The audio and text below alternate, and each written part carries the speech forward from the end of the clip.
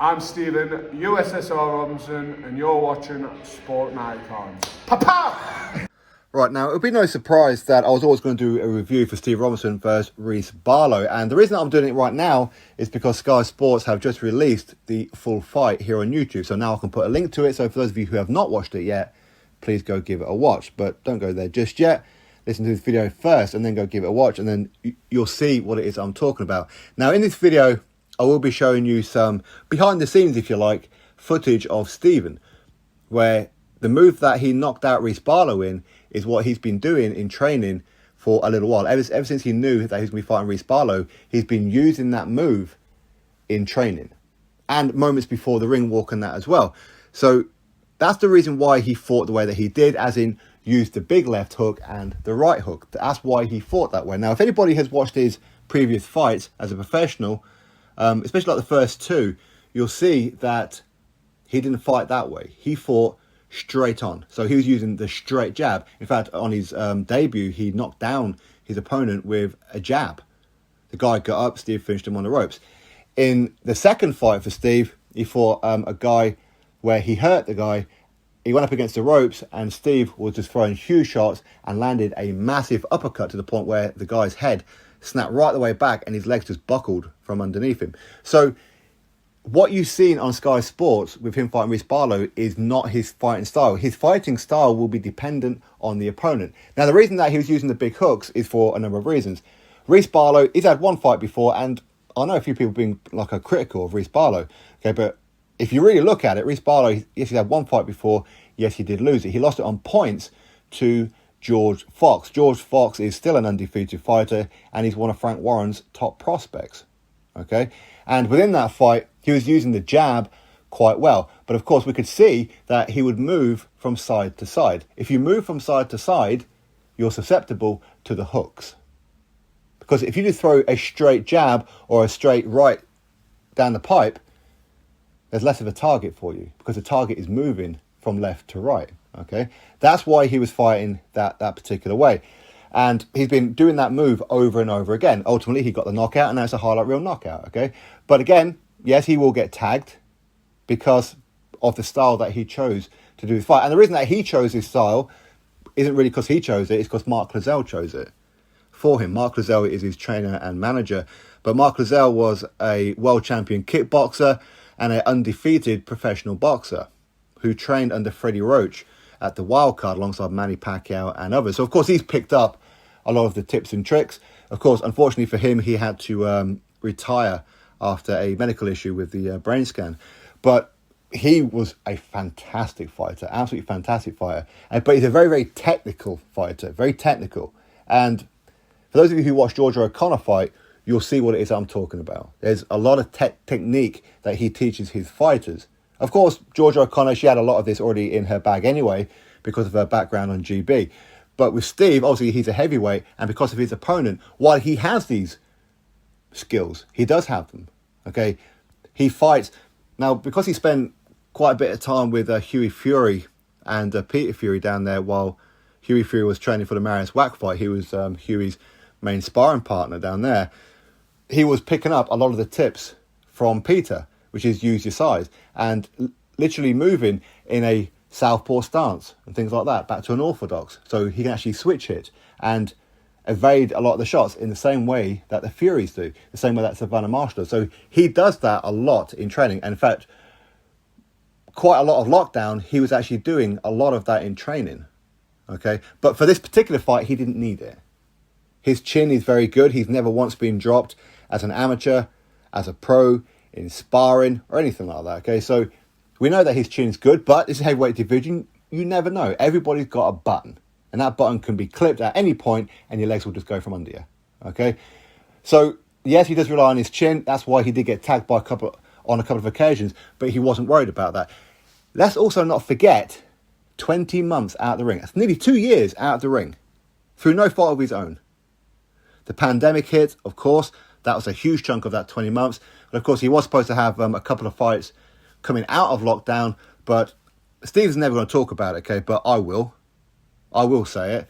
Which is that he did have an opportunity to have a fight not so long ago. He sold about £10,000 worth of tickets. And it wasn't even in Newcastle, by the way. These people had to travel. So for him to sell tickets in Newcastle, you can imagine, okay, it would be doing like a whole lot more. But either way, he done very, very well with the ticket sales. Fight date, everything's set. He's gone through camp a few days before the fight. You need to sign a management form with me, as in the person who was doing this show. He was like, well, why do I have to do a management form with you? I've got a manager. Well, if you want to fight on this show, then you need to have I need to be your manager for this fight and future ones. He was like, nah, forget that. Forget it. So he ended up didn't having a fight. Boxing politics, right? Anyway, that's one of quite a few different things that was going on. So it's been a long time. That's a long, long time to not be fighting. 20 months is a long time. How many people have we seen lose fights coming through the pandemic? How many? It happens. But as I said before, the style that he chose was for Reece Barlow.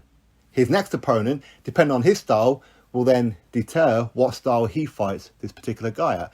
But I want to say a huge thank you to Boxer and Sky Sports for showcasing Stephen Robinson. Of course, he's got like a multi-fight contract with them.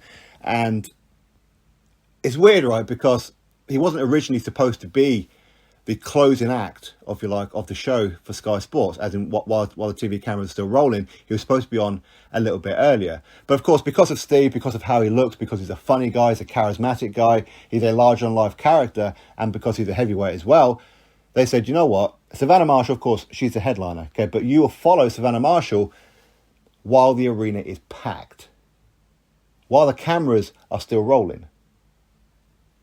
You will experience fight night. And there's no better place to do it than your home city of Newcastle. It's a risk, because as I said, inactivity, maybe some stage fright, who knows, right? But they gave him the opportunity because they believe in him, because they want to grow him, they want to grow his brand. Of course, the more popular he gets, the more chance people are going to tune into Sky Sports to watch him fight in future. People are going to talk about Stephen Robinson. People are already talking about him. There are some naysayers, there are some negative people who watch him for this 1.5, 2 minutes, however long it was, criticising him. Well, if he fights like this against Anthony Joshua, he'll get chinned. If he fights like this against Tyson Fury, that's easy work for Tyson Fury. What? He's had 4 fights. Where's he going to step up? He's just had 4 fights. Okay? Go look at most other people who have fights. They're fighting journeymen up to about 15 fights. That won't be him, I'm telling you right now. Now, that was his first 6-rounder. Officially, it was a 6-rounder. Of course, it didn't go 6 rounds. His next one will also be an official 6-rounder. Then he'll step up to a couple of 8s. Then when they're done, that's when he's looking at the English title. He will be fast-tracked. He will be fast-tracked. But just because you want him to get in there with, I don't know, Alan Babich right now, or a Dave Allen right now, or a Cash Ali right now, whoever it may be, why? That's madness. There's a method behind it. Because once you go to that level, sure, he could beat any of those guys. But once you beat them, you can't go back down. Your learning fights as a professional are gone. They're gone. You go up the ladder. You don't go up the ladder, then take a couple of steps back, and then go back up, then take a couple... That's not how it works, okay? Mark Lazelle's mindset for Stephen is you go up there gradually. Because once you're there, you need to be ready there. Because you're not only going to stay there, you're going to go even further. And again, that will be dependent on his style. So anyway, that's my thoughts on Stephen Robinson versus Reece Barlow. For those of you who have watched it, I'm sure that you're very impressed with a knockout. It's not often that you see a knockout where the opponent is literally out cold. And Reece Barlow came to fight, by the way. He came to win. He told so many people that he was going to win. This was his opportunity to defeat this upstart, if you want to call Steve Robinson an upstart, and take his place as a Sky Sports fighter. This was his opportunity. And he said this right the way through. People think I ain't going to win. I'm going to win. As I said before, he went the distance with George Fox beforehand, put on a decent performance against him, using that ramrod jab that he's got. But Steve is just too big, too strong. And as Reece said before, with all the sparring partners that he's had and all these background fights and whatever it is that he's done, nobody's ever hit him as hard as Steve Robinson. But Stephen isn't just going to rely on power. Not just power. He's got quite a few tools in his backpack. We will get to see them in time, but of course, if he lands, he'll get you out of there. Whatever he hits, he destroys. Very simple. Anyway, jump on the hype train. Let's see how long it lasts. Drop your thoughts below, click thumbs up, subscribe. Catch you all in the next video.